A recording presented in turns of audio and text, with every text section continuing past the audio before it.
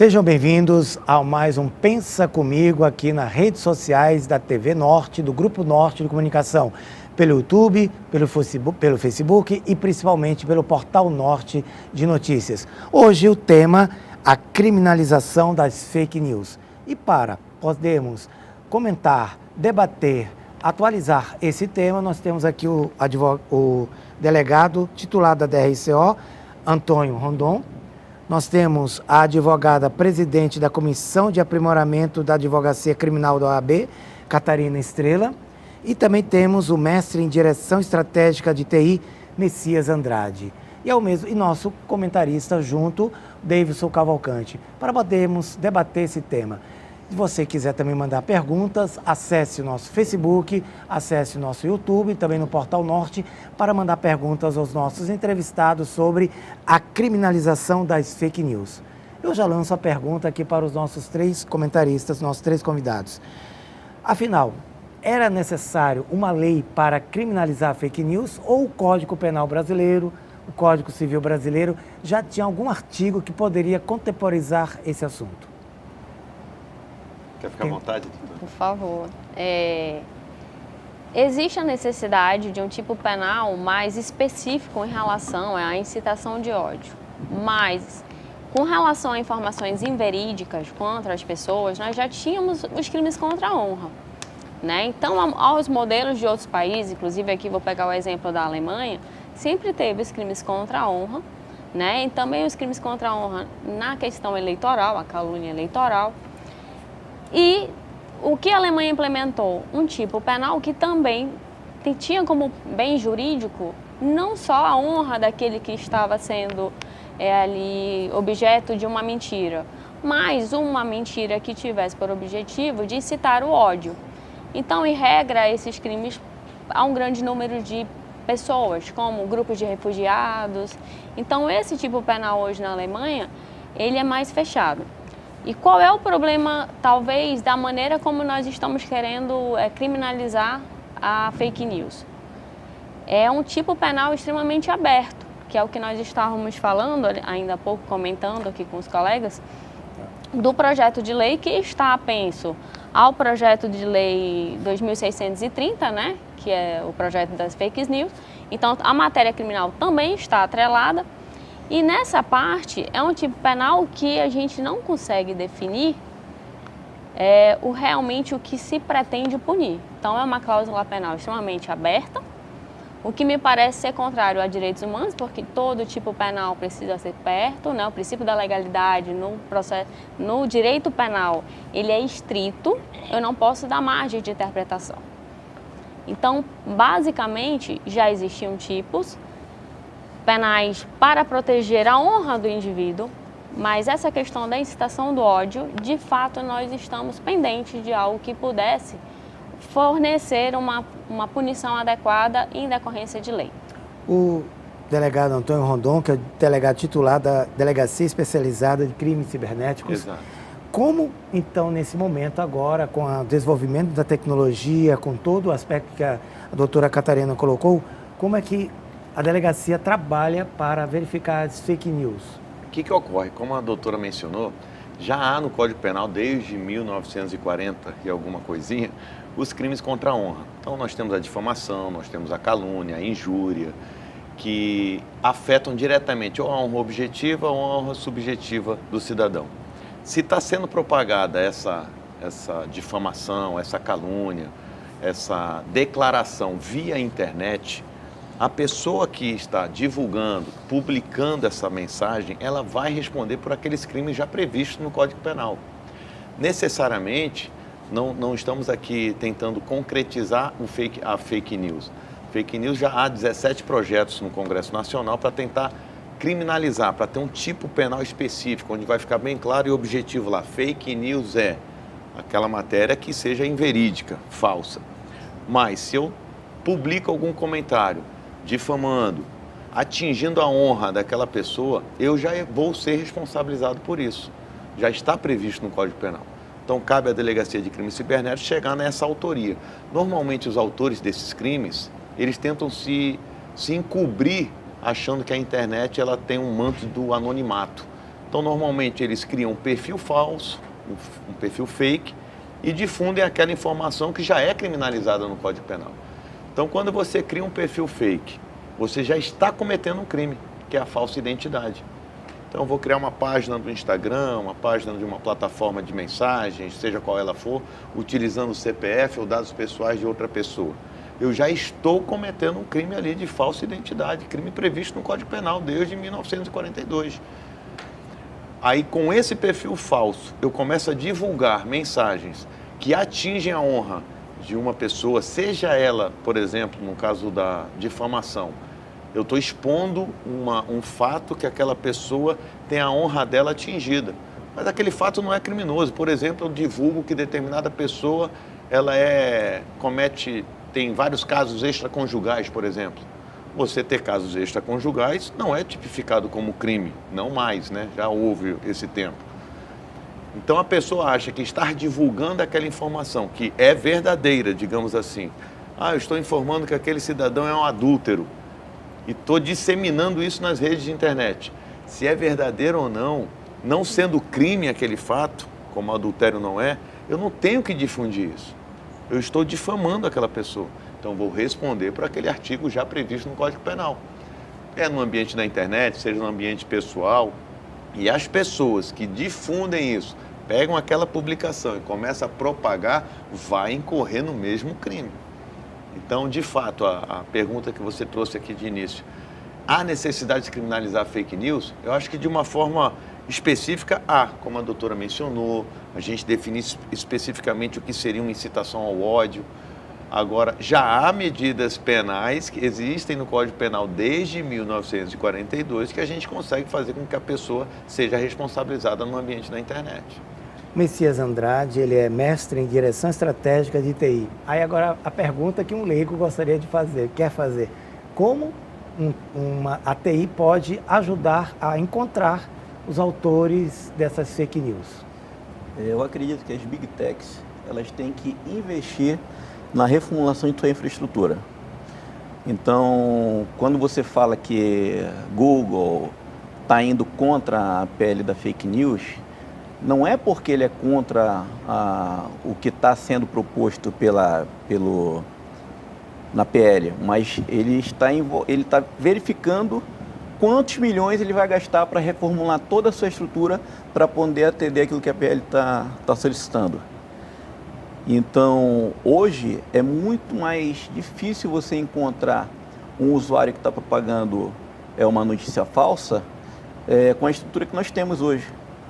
Então, jogam para a Polícia Federal, que tem pouquíssimos agentes para tratar disso. O doutor sabe que vai para a Polícia Civil uma gama pequena de pessoas responsáveis por ir atrás desses criminosos cibernéticos, né? Enquanto que se as Big Techs se propusessem a fornecer uma estrutura que facilitasse identificar via endereço de cada computador, via a identificação digital de cada usuário, isso seria muito mais fácil para a polícia banir ou pelo menos coibir esse tipo de crime. Então tudo passa hoje pela boa vontade das Big Techs.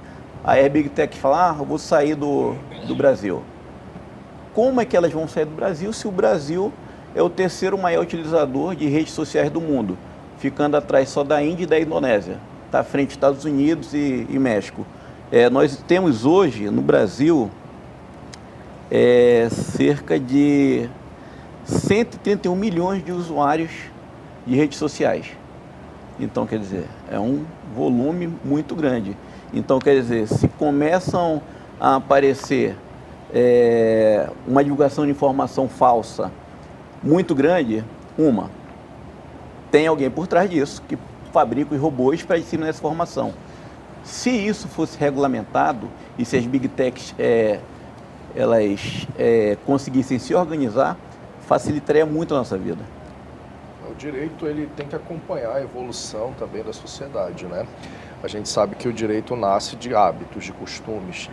Então, hoje não tem como você dizer que não existe um ser humano na face do planeta que não use a internet e que não tenha nem que seja um perfil de rede social, seja no Facebook, no Instagram, Twitter, LinkedIn, TikTok, etc. Mas a questão que eu lanço para os senhores, que são 3 autoridades competentes no assunto, é criminalizar fake news legal. Aprova um projeto de lei para que dê mais celeridade a punir os infratores. Isso é ótimo, porque de um tempo para cá a gente viu aumentar principalmente o número de notícias mentirosas com as polarizações políticas, principalmente entre extrema-direita, extrema-esquerda e todo esse arcabouço que cria militantes, que cria, digamos, facetas de grupos para disseminar notícias e que são pagos para fazer isso, né? A partir do momento que você criminaliza, que você cria uma lei que possa punir com mais rigor e até mesmo coibir autoridades que financiam, será que isso também não entra no quesito que é o que o senso comum hoje discute? Aí vocês têm que esclarecer. Por que então que as pessoas entendem que isso é atentar contra a liberdade de expressão? E quando eu falo liberdade de expressão, você está falando não só do direito de falar, de se expor, mas hoje porque todo mundo é uma tribuna na internet. A privacidade, as criptografias, fora o WhatsApp aí, né, o Telegram, que acabou de ser punido, porque quando entra a investigação sempre há dificuldades, porque é muito grande, né? Seja uma coisa muito complexa. E hoje o discurso de certas camadas isso fere a liberdade de expressão. Será que a liberdade de expressão vai ser sempre a muleta para a impunidade de certos crimes, inclusive de fake news? Como é que vocês, digamos assim, podem desmistificar para o público geral essa legislação que tem muito político pregando carreira também nisso, dizendo que isso atenta contra a liberdade de expressão, estimulando até contra o projeto, achando que esse projeto cerceia direitos fundamentais? Eu acho que a liberdade de expressão ela é um pouco confundida com você fazer ataques e injúrias como vem sendo feito cotidianamente. Então, como você falou, tem a polarização da extrema-direita e a extrema-esquerda. Nos últimos anos, nas eleições, né, nós não estamos mais vendo apresentação de propostas. Os caras perdem tempo no debate, se justificando de fake news.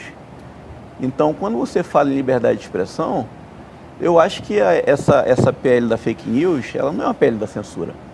Eu acho que ela vem apenas regulamentar algo que está muito solto, né? Todo mundo tem o direito de falar o que quer, de propagar as notícias falsas que quiser, criar blogs, criar sites, criar perfis, contratar robôs e sair disseminando informação falsa. Então, realmente, tem que haver uma regulamentação para coibir esse tipo de ação, que vai de encontro à liberdade de expressão que você está falando. Doutores, rapidamente, vocês poderem falar. Na pandemia também teve muito isso, né? Muita gente perdeu a vida por conta de disseminação de informações falsas, inclusive no Brasil, né?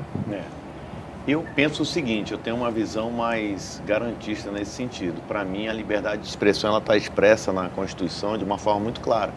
E está expresso também a sua responsabilização pelo que você está expressando. As pessoas esquecem disso, né? É isso que acontece. Eu acho que, eu entendo plenamente o ponto de vista do professor, mas eu não acredito que haja necessidade dessa regulamentação como o projeto, o PL, propõe.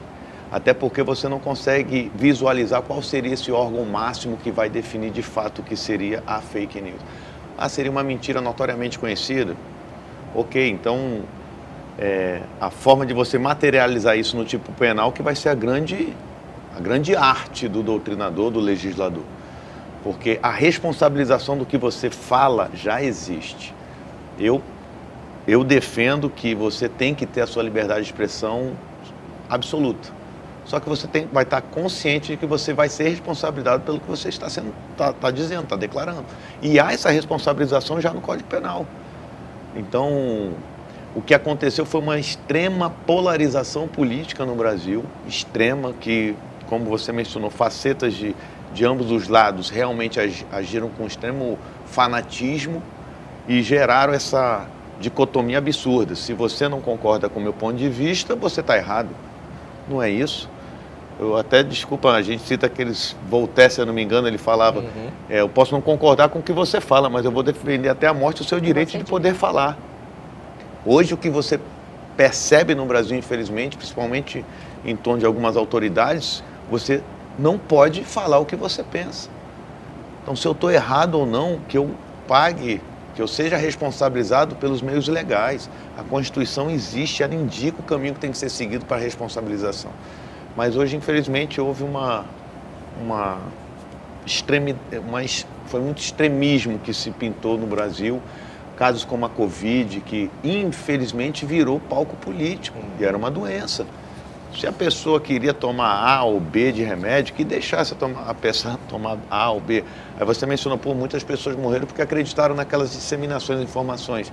Infelizmente, vamos punir aqueles que levantaram remédios fantasiosos, enfim. Inclusive, na PL, né, ela considera crime infração sanitária, né? Ou seja, você divulgar informações falsas sobre vacinas, sobre medicamentos, a pandemia, né?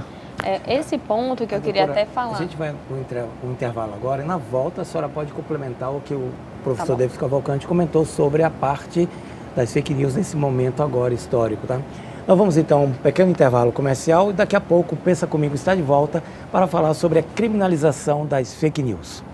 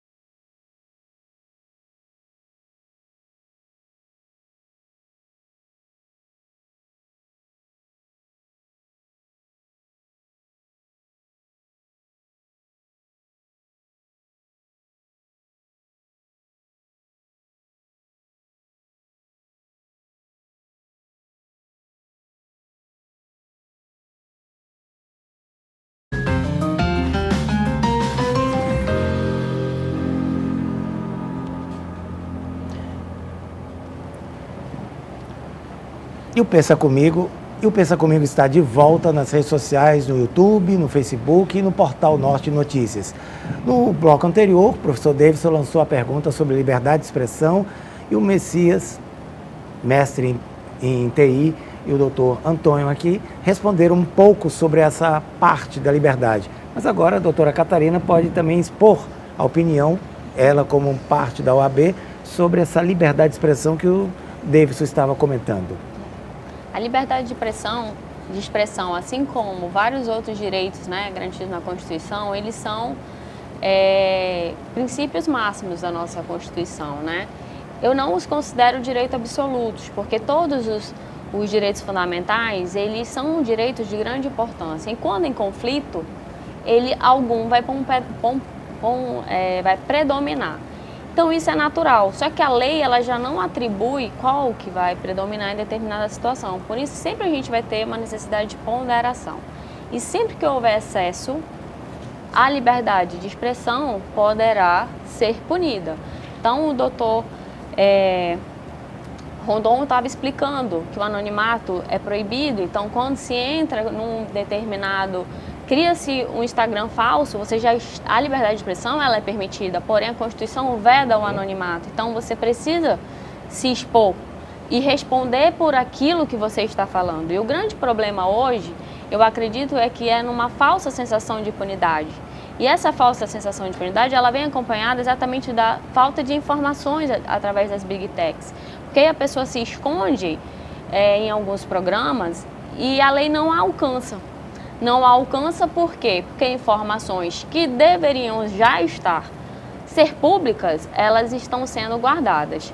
E essa questão, então assim, você quer falar sobre aquele assunto, então se responsabilize por eles, né? E existem os mecanismos. A questão que eu já vejo, a gente tem os crimes contra a honra. E um dos pontos que nós estávamos comentando aqui é a questão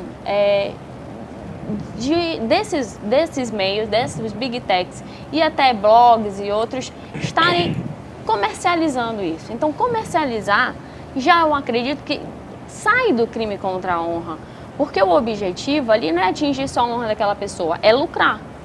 Eu falo uma coisa aqui e, ó, essa quantidade de republicações, e se elas forem falsas, elas não só vão atingir a honra daquela pessoa, como vai trazer um benefício financeiro absurdo a quem está praticando.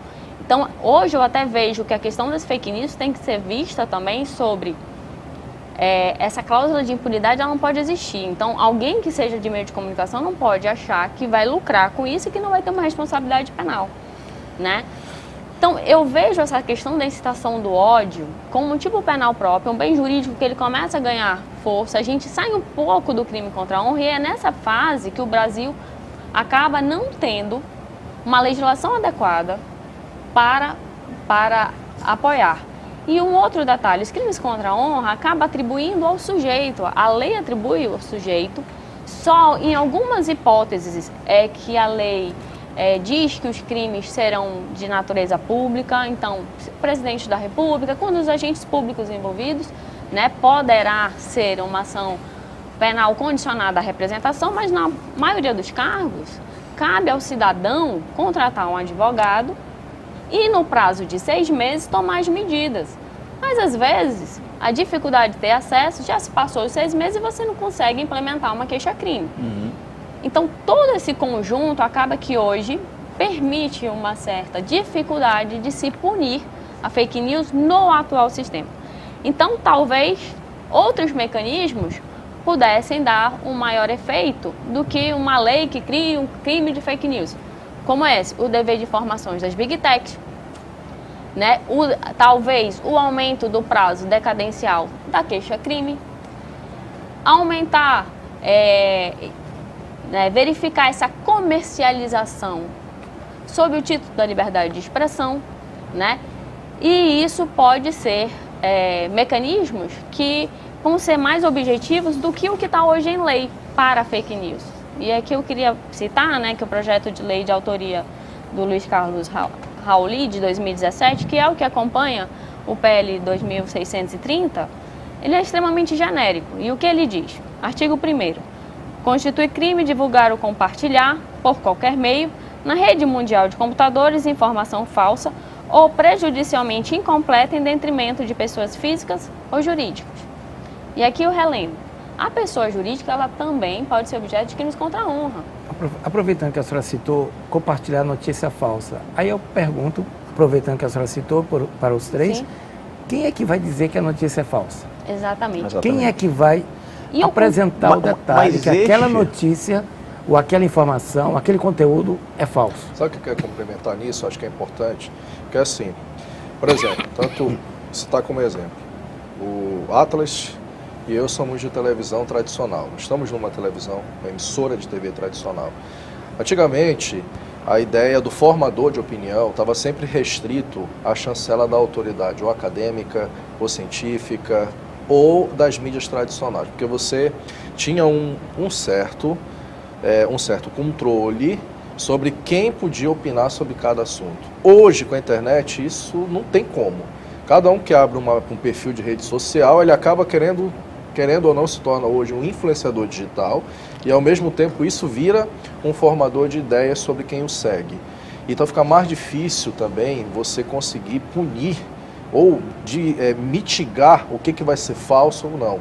Por exemplo, se estou com problemas de saúde, vamos lá, eu preciso perder peso, eu preciso entrar em forma, eu vou procurar um nutricionista, vou procurar um profissional de saúde adequado, alguém com chancela para me orientar e me instruir dentro do objetivo que cabe. Eu não tenho chancela acadêmica para isso. Mas hoje o que mais se vê na internet é gente que abre perfis dando dicas de emagrecimento, dicas de como manter a forma, dicas, e isso está passando também para a tutela realmente de outras coisas, como no caso de disseminação de várias matérias distorcidas. E aí é que o Atlas fala, por isso que é importante explicar também para o telespectador, porque o que ele fala?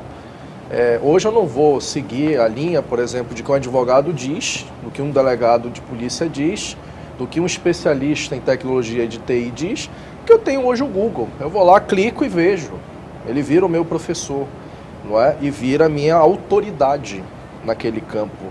E aí eu fico me perguntando, sabe, uma autoridade, tipo um magistrado, a senhora como advogada, um delegado, como a lei vai conseguir, né, digamos assim, identificar essa notícia é falsa? Vamos ter que punir isso.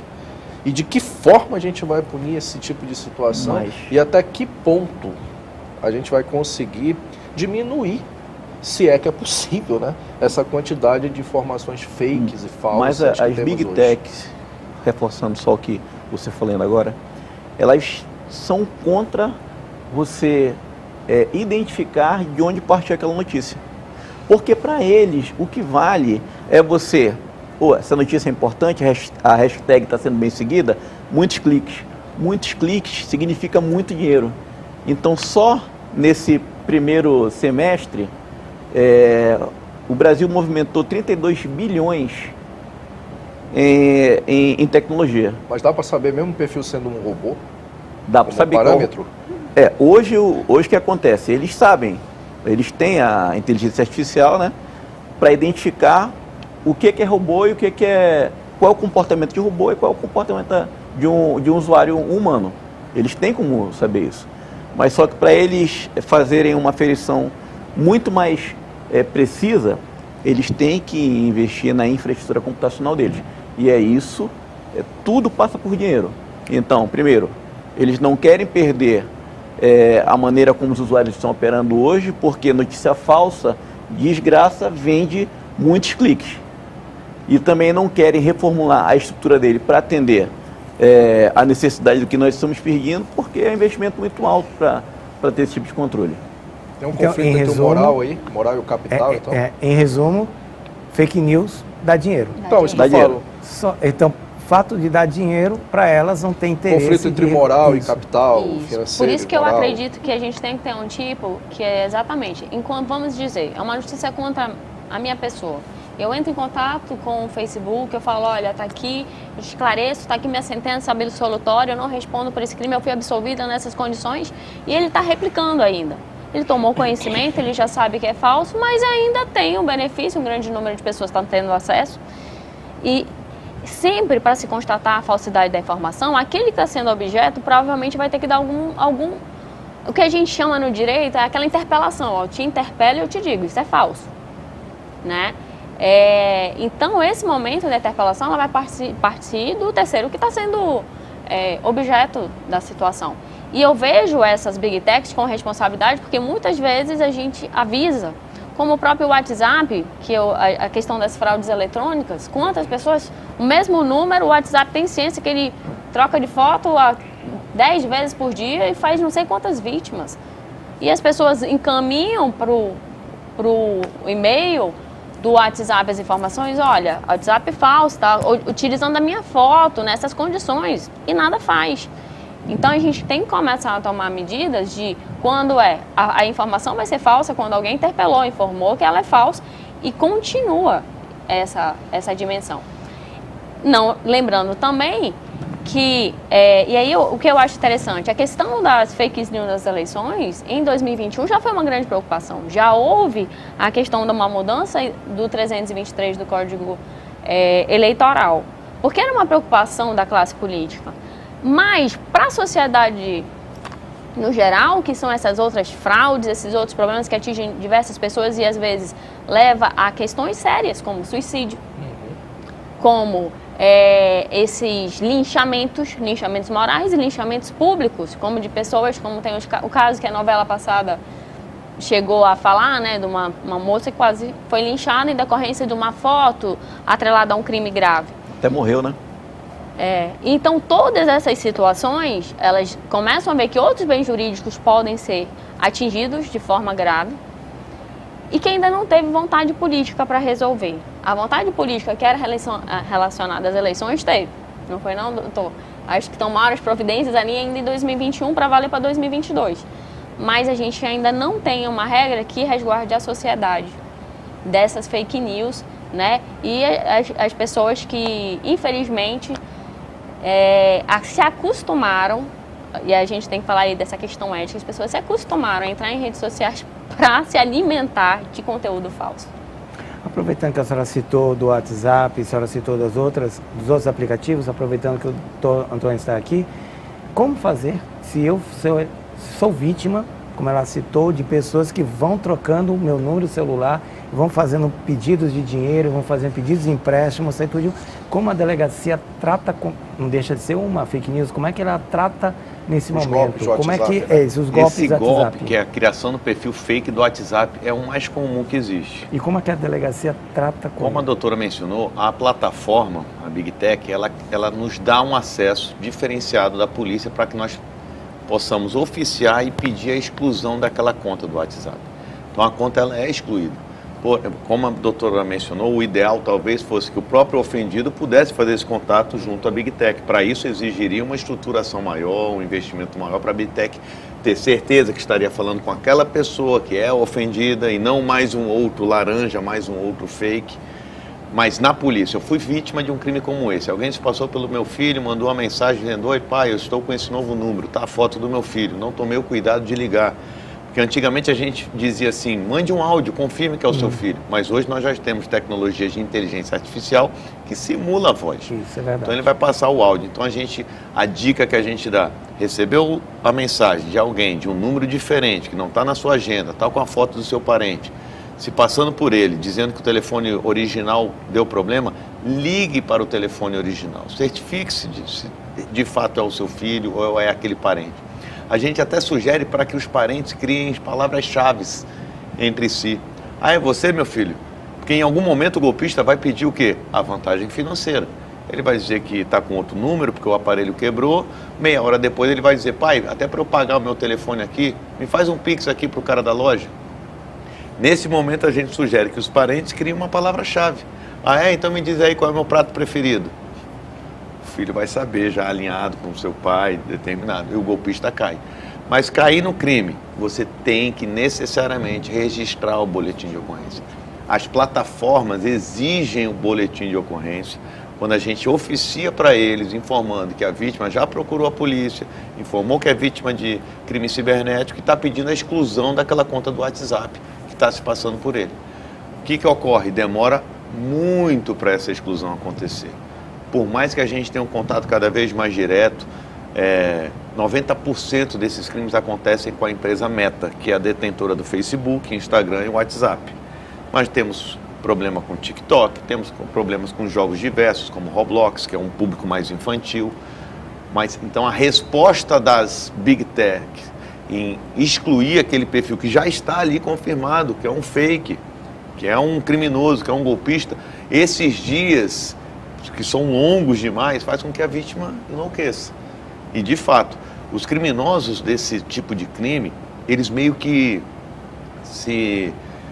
eles acreditam que por não estarem utilizando uma arma de fogo, por não estarem usando de agressão física, eles serão meio que inocentados, ou então a justiça por si só agirá com uma certa piedade em relação a eles. Eles agem à margem da lei, então acham que a lei não pode alcançar. Eles próprios se convencem disso. Espera aí, eu não estou usando uma arma de fogo, eu não estou batendo em ninguém, só estou tirando um dinheirinho aqui. Tem coisa mais grave para você coisa estar mais grave para verificando. vocês se preocuparem. Esse é clássico. O volume é tão grande disso. O último, recente, agora nós tivemos um caso de um cidadão que ele invade o seu dispositivo eletrônico, hackeia aquelas fotos, os nudes que você tem, e a primeira vítima que ele tenta extorquir mediante um perfil fake do WhatsApp é a própria vítima, dona da foto. Olha, se você não quiser que essa foto seja disseminada para todos os seus contatos, eu quero R$1.000. Um caso recente agora, um rapaz de 22 anos, conhecimento técnico, 22 anos, sem nenhum histórico criminal. Criador de conteúdo digital para várias empresas, blogs, portais conhecidos, inclusive aqui do Amazonas, com mais de 600 mil seguidores. Ele resolveu fazer isso, ele hackeava os celulares, como? Mandando links, iscas, né? Que a pessoa, por descuido, acaba clicando, permitindo que o criminoso ingresse no seu telefone. Uma vez dentro do telefone, ele vai diretamente na galeria. Consegue 2, 3 nudes, tenta extorquir o dono da foto e, simultaneamente isso, ele criou um site oferecendo com fotos de todas as vítimas de nudes que ele pegou. E ele ofereceu num outro grupo, de uma outra plataforma de mensagem, que era o Telegram, ele dava o direito ao acesso mediante pagamento de R$50. Falei, pessoal, tem um site aqui só com fotos de mulheres de Manaus, nudes de Manaus. R$50 o acesso. Em 2 dias ele levantou R$2.500. Quando nós o pegamos, ele falou, pô, doutor, mas você vai acabar com a minha vida, não fiz nada, não bati ninguém, não roubei. Falei, se você visse o desespero que a vítima estava aqui, chorando, uma menina de 22 anos que vai viver com constrangimento, com a vergonha, com desespero. É isso que eles não se dão conta. Então eles acreditam que o crime não é tão grave assim. Eu peço desculpas a vocês, nós vamos então ao nosso segundo intervalo comercial. Daqui a pouco a gente volta com Pensa Comigo falando sobre a criminalização das fake news.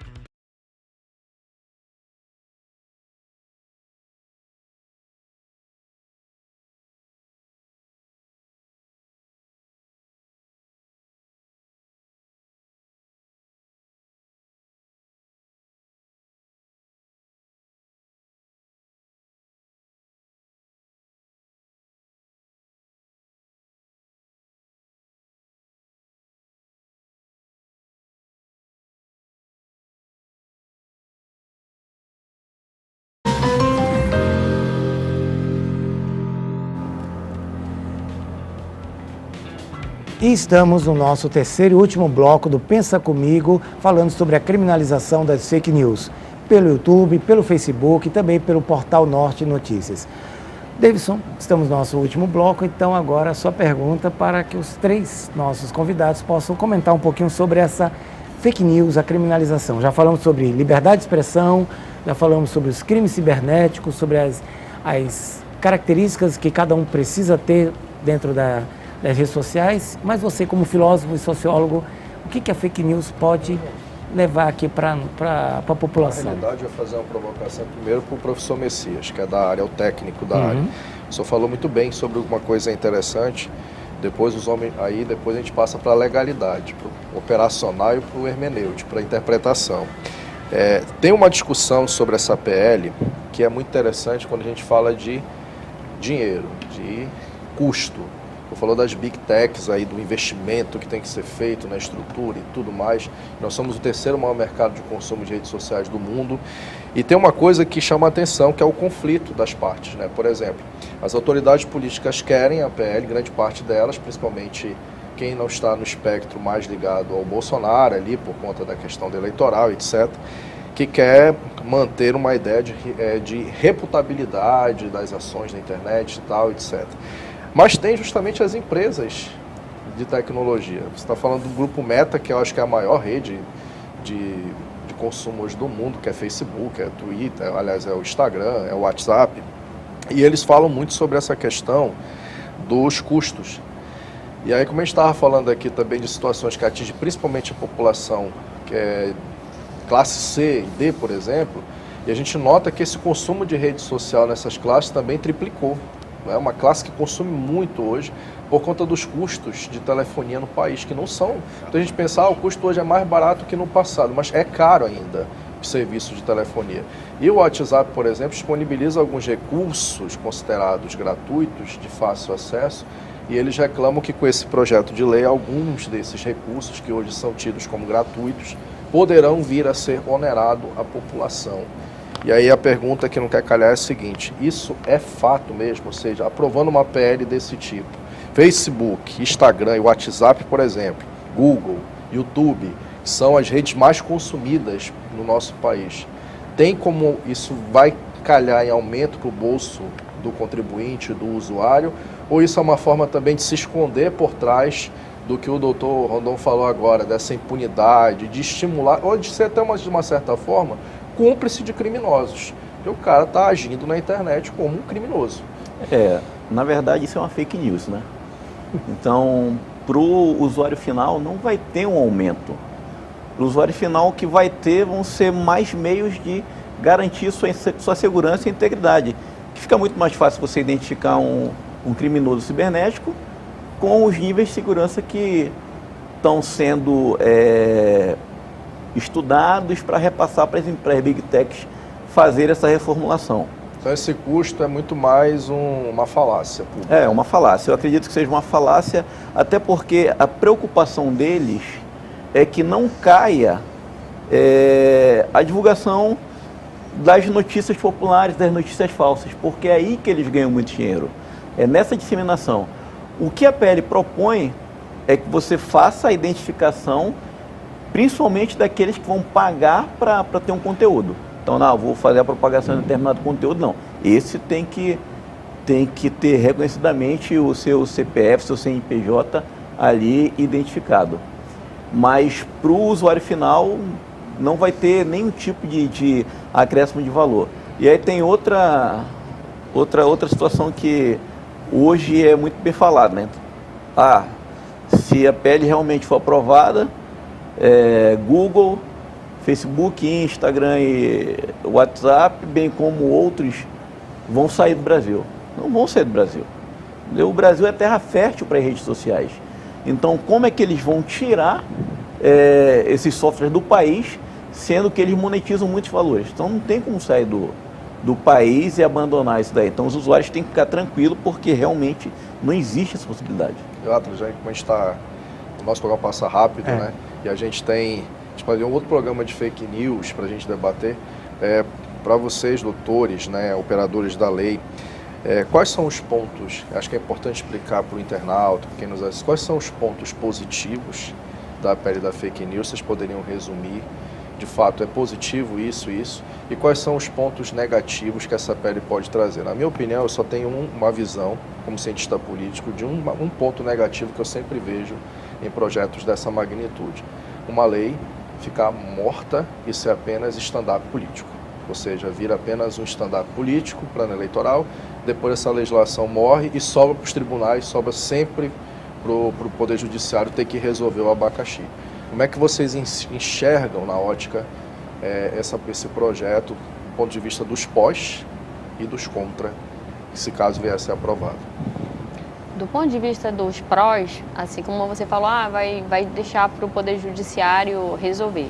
De fato, o Poder Judiciário só vai poder resolver muitas coisas se tiver mecanismos, senão vai operar em prescrições, que é o que está acontecendo hoje, e essa dificuldade de processar, de identificar, né? Então, do jeito que a gente está, não é o melhor jeito.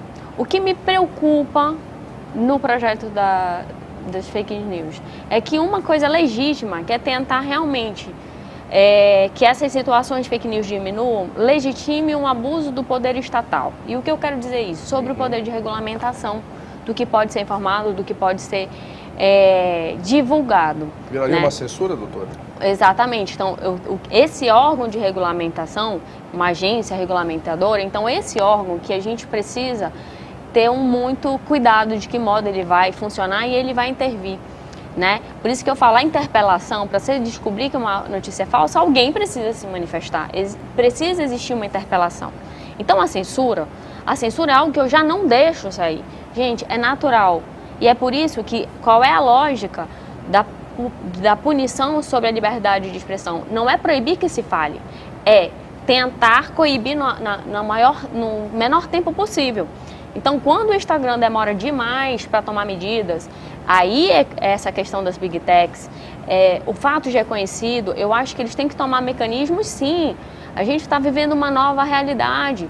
Cada empresa tem um saque. As Big Tech têm que ter um poder de alcance de saque, de reclamação, muito maior do que uma loja física.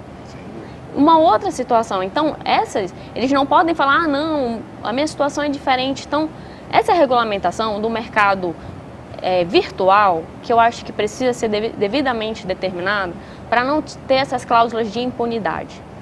Mas a verdade é que existem mecanismos. E aí o abuso estatal é que nós temos que verificar se essa informação vai estar sendo censurada. Eu jamais acho que a gente tem que censurar, não pode publicar. Publicou, responsabiliza. Publicou, responsabiliza. Não tem como eu saber da informação antes, né? Então essa questão é que sempre. O Poder Judiciário, ele também vai agir sempre no posterior. Até porque se eu pensei em publicar e eu não publiquei, é tentativa e sequer é cabível aí nesse caso de punição, porque está em atos preparatórios. O que vai fazer ter o crime? A publicação de uma notícia falsa, não eu pensar em publicar, né? Então, deste modo, a questão da censura, e é por isso que nós precisamos, sim, os órgãos públicos ter um limite adequado para garantir os direitos dos cidadãos, né? Aqueles direitos que estão no artigo 5º que são válidos, né, em todo momento frente às situações. Ele precisa ser direitos estritamente direitos garantias que sejam devidamente cumpridas por parte desse órgão regulamentador. Doutor Rondon, agora. A minha dúvida, eu compactuo exatamente com o que a doutora falou, é exatamente isso. Os prós desse projeto seria justamente a gente agilizar as investigações, dar um tratamento célere para que a gente possa punir aqueles que de fato publiquem fake news. A questão é quem vai definir o que é fake news. Mas hoje, como eu já falei, independente do que venha a ser fake news, tipificado no Código Penal, nós já temos muitos crimes ocorrendo no ambiente da internet. E por nós, o delegado de polícia tem um poder de requisitante junto às plataformas que eles cumprem no tempo deles. Se eu não tiver uma medida cautelar judicial que determine uma multa, caso ele não me responda, eu levo meses para ter uma resposta de dados cadastrais que caberia a mim esse poder ter de forma célere. Então eu acho que as Big Techs teriam que se estruturar sim, e o projeto de lei deveria ter isso em seu corpo, exigir das Big Techs uma estrutura mínima de dar essa resposta não só em medidas judiciais, porque a investigação começa lá, como a doutora mencionou, o Poder Judiciário vai ser acionado lá na frente. Eu estou aqui investigando a vítima que acabou de ter os seus nudes vazados, que acabou de ter a sua reputação jogada na lama por uma publicação que disseminou em vários estados. A internet, uma mensagem hoje aqui no Amazonas chega no Rio Grande do Sul em minutos, em segundos.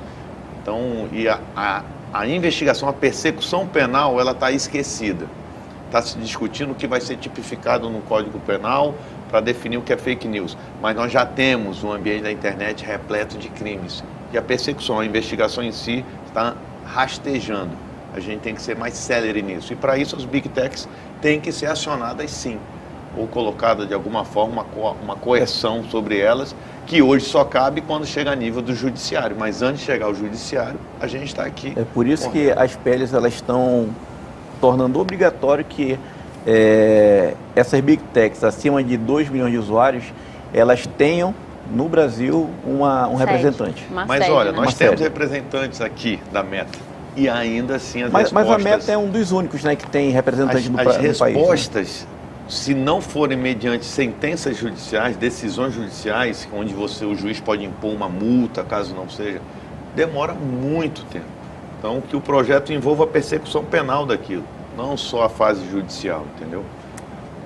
Agradeço então a presença dos nossos entrevistados, Messias Andrade, mestre em Direção Estratégica de TI, Catarina Estrela, presidente da Comissão de Aprimoramento da Advocacia Criminal da OAB do Amazonas, e o doutor Antônio Rondon, delegado titular da Delegacia Especializada de Crimes Cibernéticos aqui do Amazonas, e o nosso especialista, sociólogo, Davidson Cavalcante, hoje no nosso Pensa Comigo. Obrigado pela presença de vocês. E o tema de hoje foi criminalização das fake news. Mas esse tema não termina hoje. Nós teremos um outro programa, porque vocês observaram que foi um tema que teve vários subtemas presentes. Mas a gente promete trazer em outro Pensa Comigo aqui no Grupo Norte de Comunicação. Até lá!